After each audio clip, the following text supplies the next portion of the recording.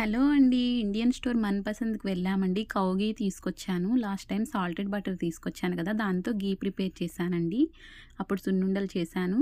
Next cow ఘీ కూడా తీసుకొచ్చానండి. ఒకసారి ట్రై చేద్దాము. ఏది టేస్టీగా ఉంటే అది కంటిన్యూ చేద్దామని మెల్ట్ చేసుకుంటున్నానండి కౌ ఘీ.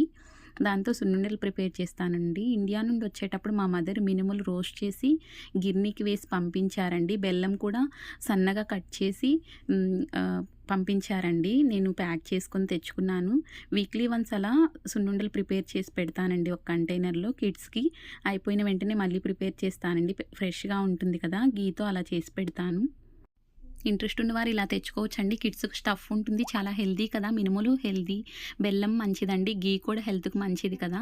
ఇలా తెచ్చుకోవచ్చండి. ఇలా నేను ఆ పౌడర్‌ని బెల్లం మిక్సీలో వేశానండి. మిక్సీలో బాగా మిక్స్ అయిన వెంటనే అందులో ఘీ ఎంత క్వాంటిటీ మనం సున్నుండలు ప్రిపేర్ చేయడానికి ఎంత అవసరమో అంత ఘీ అందులో వేసి మిక్స్ చేసుకోవాలండి. హ్యాండ్‌తో బాగా మిక్స్ చేసుకొని మనకి కిడ్స్ తినడానికి వాళ్ళు హ్యాండ్‌తో పట్టుకొని తినడానికి ఎంత వీలవుతుందో అంత సైజు రౌండ్స్ మనం ప్రిపేర్ చేసుకోవచ్చండి. ఎవరి ఇంట్రెస్ట్ వారిది.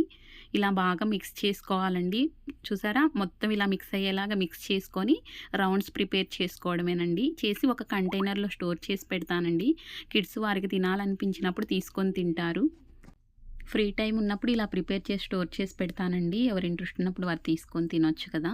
థాంక్స్ ఫర్ వాచింగ్ అండి. Please like, share and subscribe. Bye bye అండి.